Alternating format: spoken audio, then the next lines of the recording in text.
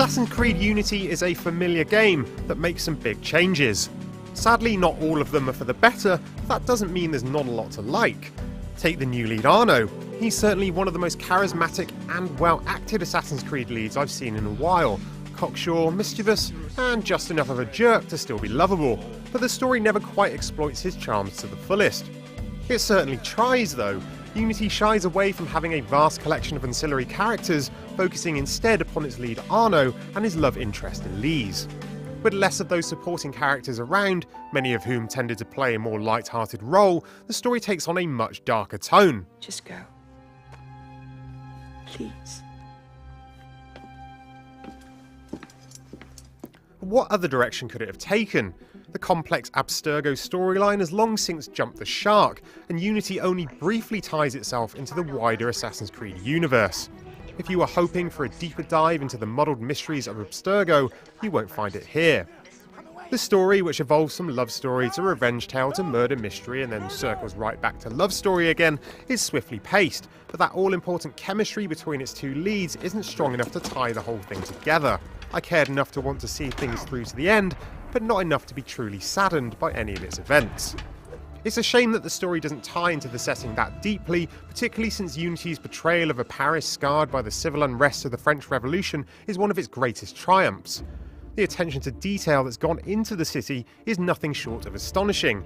Exploring Paris's many districts, you realise that the sheer scale of the city is incredible, not only in terms of its explorable limits, but in the huge number of citizens wandering its streets. A mission where you're tasked with performing an assassination among a crowd of thousands shows how Unity is as close as the series has ever come to creating a tangible, convincing city. Unity succeeds in its combat and missions too. Gone is the enforced hand-holding of old, replaced with excellent sandbox-style missions that let you take on an assassination however you like. You might not succeed every time, but I'm a fan of the trial and error approach, planning out the perfect assassination route after many attempts. The replayability factor here is huge too, giving you far more of an incentive to go back and nail those bonus conditions for completing a mission. These sandboxes make up the bulk of Unity's missions, as well as the all-new 4-player co-op mode. And you know what? Co-op is okay, if not the go-to multiplayer mode you might have hoped for. Most fun are the heist missions, where your team is rewarded for stealthiness. The more people you alert along the way, the less cash you get at the end. The ability to highlight potential kills for your teammates, as well as unlock skills like shared eagle vision, do a great job of reinforcing an idea of teamwork. Indeed, the most successful and entertaining heists come from putting together a varied team, with some members focusing on close range attacks and others taking point with long range weapons. Integrating the co-op into the single player campaign is a neat idea, and it makes for more cohesive ties into the storyline. But it also means that the co-op is a mere sideline to the action, rather than something you'd want to plough a lot of time and effort into. Sadly, the excellent PvP multiplayer from previous games doesn't make a return.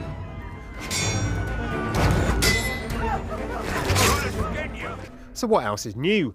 There's a mechanic that creates a visible silhouette of your last known position, making it easier to know exactly where you've been spotted, and it also acts as a lure for enemies. There are also time anomaly missions to play through, which are neat platforming puzzles set in different periods of time.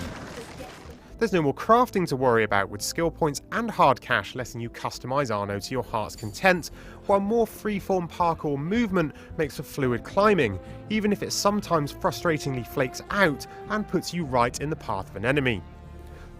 There are other irritations too. There's content that has to be unlocked by the web-based Assassin's Creed initiates or the painfully dull Assassin's Creed companion app. There are glitches that cause NPCs to randomly walk in mid-air or Arno to float between jumps. And despite whatever connoquial reasons Ubisoft gives, it's really weird to wander around revolutionary Paris and have every conversation play out in a thick British accent. I know your heart is set on keeping the peace, but bringing Monsieur de la Serre's killer to justice would count for something, wouldn't it? Yes, it would. But do not confuse your personal vendetta with a sound strategy. If he wants to kill Templars, let him kill Templars. Not all of Unity's more progressive touches work out for the best, but you might spend more time noticing what's old than what's new. The terrific atmosphere of Paris, the focus on parkour, and the incentives for performing stealthy assassinations, all these things hint at a game that's trying to return to its roots after branching out so wildly in its past 2 iterations. Yes, Unity is the most Assassin's Creed 2-like of the series since, well, Assassin's Creed 2, and while it never hits the dizzying heights of Ezio's jaunt through 15th century Italy, Unity's similarities are comforting enough to take the edge off its less than successful changes. Is Unity the next-gen Assassin's Creed we've all been waiting for? Well, not quite. It's very good, maybe even great in places, but the story's smaller focus has come at the expense of its exquisitely rendered backdrop. Assassin's Creed should be all about grandness and spectacle, and sadly, that's sorely lacking here.